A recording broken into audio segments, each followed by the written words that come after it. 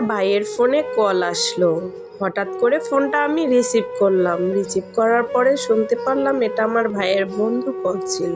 তারপর থেকেই আমাদের দুজনের মাঝখানে মাঝে মাঝে কথা হতো। মাঝে মাঝে কথা বলা থেকেই শুরু হয়ে গেল ভালো লাগা, ভালোবাসা। প্রায় সময় আমি আমার ভাইয়ের বন্ধুর সাথে কথা বলতাম, আর এই কথা বলা থেকে অনেক দূর পৌঁছে গেছে। আমার ভাবি জানতো বিষয়টা, কিন্তু জানার পরে কোনো সমস্যা হয়নি। কিন্তু যখন আমার মা জানতে পারলো তখন আমাদের ঘরে অনেক অশান্তি শুরু হয়ে গেল। আমার ঘর থেকে এক পর্যায়ে আমাকে অনেক বারণ করা শুরু করলো আমি যেন ওই ছেলের সাথে আর যোগাযোগ না রাখি। কিন্তু মনটা তো তাকে দিয়েই দিয়েছি, কি করে ওই মনটা আবার ফেরত নিয়ে আসবো বলেন। এর ভিতরে আমি তার সাথে কথা চালিয়েই যাচ্ছি। আমাদের সম্পর্কটা একেবারে কন্টিনিউ চলতে শুরু করলো। এদিকে আমার বান্ধবী এই কথাটা জানার পরে ও আমার ভাইয়ের বন্ধুকে খুব পছন্দ করতো। সে আমাকে এমন একটা কালো জাদু করলো যার কারণে আমার ঘরের ভিতরে থাকতে দম বন্ধ হয়ে আসতো। আমি ঘরের ভিতরে থাকতেই পারতাম না। শুরু হয়ে গেল আমার শরীরের মধ্যে জ্বালা যন্ত্রণা।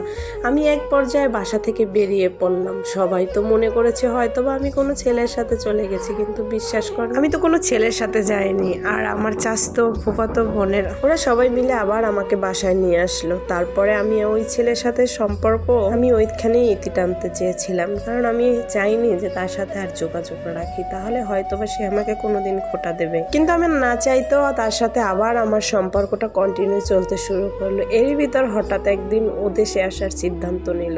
আমিও তো মহা খুশি যে ও দেশে আসবে। দেশে আসার পরে ও আমাদের বাড়িতে আসলো। প্রথমে আমার বাবা মা একটু রাজি ছিল না এই বিয়েতে, তারপরে অনেক কষ্টে তাদেরকে রাজি করিয়েছি। যাক আলহামদুলিল্লাহ আমাদের বিয়েটা সম্পূর্ণ হলো। এদিকে আমার বিয়ের বয়স হয়নি, এই জন্য আমার বিয়েটা অনেক রাত্রিরে হয়েছিল। তারপর একটা গাড়িতে করে আমাকে নিয়ে যাওয়া হলো। গাড়ির ভিতরে মাঝখানে আমি বসা ছিলাম, এক সাইডে ও ছিল আর এক সাইডে ওর ভাবি বসা ছিল। কিন্তু ওর ভাবিকে প্রচুর কেয়ারিং করছিল, কিন্তু আমাকে তেমন কোনো কেয়ারিংই করেনি। যাক এক পর্যায়ে আমরা চলে আসলাম আমি ওদের বাড়িতে। গাড়ি থেকে আমার আর শাশুড়ি আমাকে আংটি পরিয়ে নামিয়ে নিল। এরপর শুরু হয়ে গেল মিষ্টিমুখ। মিষ্টিমুখ করে সবাই আমাকে অনেক অনেক টাকা দিল, কারণ এটা গ্রামের প্রচলিত একটা বিয়ে, এই জন্য গ্রামের নিয়ম অনুসারেই বিয়েটা হচ্ছিল। যাক রাত্রির আমাদের বাসর হলো। সকালবেলা আমার হাজবেন্ড আমাকে জিজ্ঞেস করলো যে তুমি যে কালকের মিষ্টি মুখে যে টাকাগুলো পেয়েছো ওই টাকাগুলো কোথায়। আমি কোনো কথা না বলে তাকে আমি টাকাগুলো দিয়ে দিই। এদিকে আমার বাবার বাড়ি থেকে লোক আসলো আমাকে নেওয়ার জন্য পরের দিন। তারপরে আমরা ও বাড়িতে চলে গেলাম। ও বাড়ি থেকে আসার পরেই শুরু হয়ে গেল আমার উপর নির্যাতন।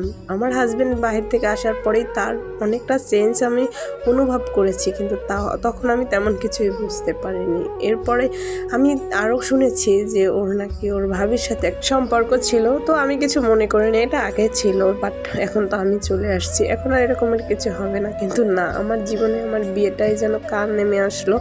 একে একে একটার পর একটা অভিযোগ করেই ও আমাকে শুধু মারধর করতো। বাসর রাতেই নাকি ওকে কে বলেছে আমি কোন ছেলের সাথে রাত কাটিয়েছি, কোন ছেলের সাথে আমি চলে গেছিলাম, এই সেই নানান কথা।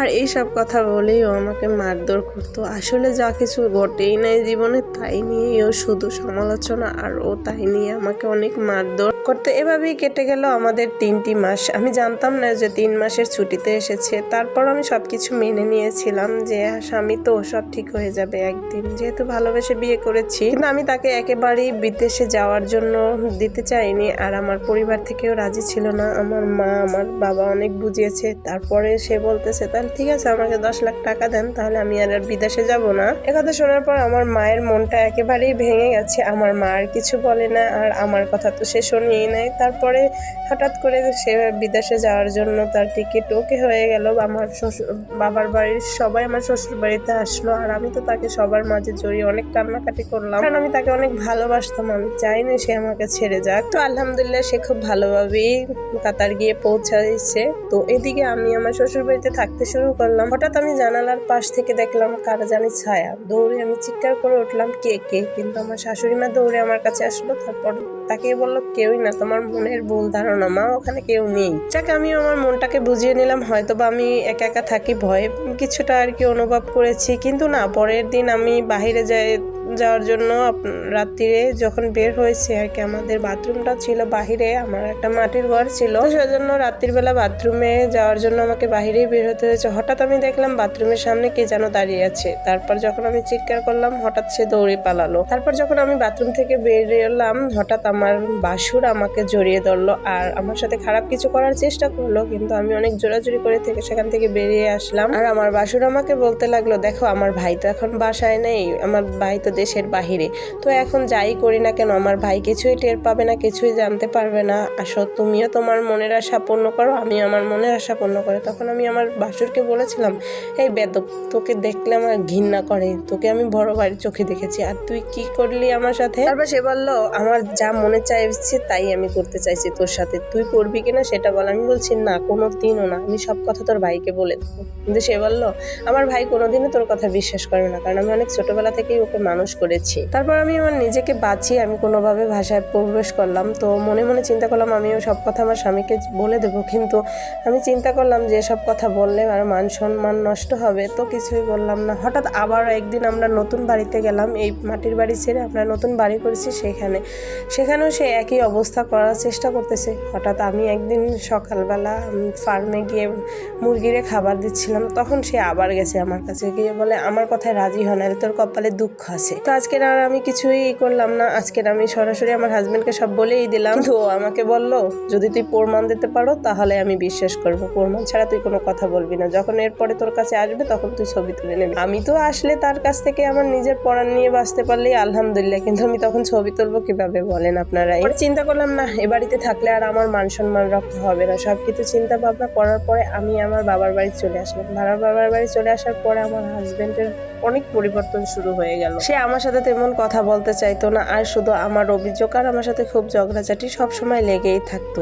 এদিকে হঠাৎ আমার মার সাথে কথা বলার জন্য খুব পাগল থাকতো, কিন্তু আমি তেমন করে তাকে দেই না, কারণ আমার ভালো লাগে না, ব্যবহারটা কেমন জানি আমার মনে হয়েছে। তো হঠাৎ করে আমি একদিন ভিডিও কল দিচ্ছে, হঠাৎ আমি নামাজে দাঁড়াবো, তো আমি কলটা রিসিভ করে আমার মাকে লাউড স্পিকারে দিয়ে আমি নামাজে দাঁড়াইলাম। হঠাৎ আমার মাকে সালাম দিয়ে বললো, কেমন আছেন? আমার মা উত্তরে বললো, ভালো আছি, তুমি কেমন আছো বাবা? তখন সে বললো, আমি ভালো নেই, আপনার যেই আপনার ফিগার দেখে তো আমি অবাক, আপনার মেয়ের যেই ফিগার তার চাইতে আপনি দ্বিগুণ ফিগার, বিশ্বাস করেন আপনাকে একবার কাছে পাওয়ার জন্য আমার মনটা ব্যাকুল হয়ে আছে, আমি একবার হলেও আমি আপনার কাছে থাকতে চাই। কথা শোনার সাথে সাথে আমি নামাজ ছেড়ে দিয়ে দৌড় দিয়ে আমি আমার মায়ের কাছে গিয়ে ফোনটা কেড়ে নিই, আর আমি ওকে ফোন দিয়ে বললাম, তোর মতন বেয়াদব আমি দুনিয়াতে দেখি নাই। তখন ও আমাকে বললো, যা বলছি সত্যি বলছি, আমি তোকে ভালো লাগে না, তোর মাকেই আমার বেশি ভালো লাগে। তারপর আমি চিন্তা করলাম আমার মা সম্মান রক্ষা করা আমার দায়িত্ব। তারপর আমি একটা ছেলেকে ভালোবাসা শুরু করলাম আর তার সাথে পালিয়ে গেলাম, আর আমি আলহামদুলিল্লাহ এখন এক সন্তানের জননী, আমি খুব ভালো আছি। এই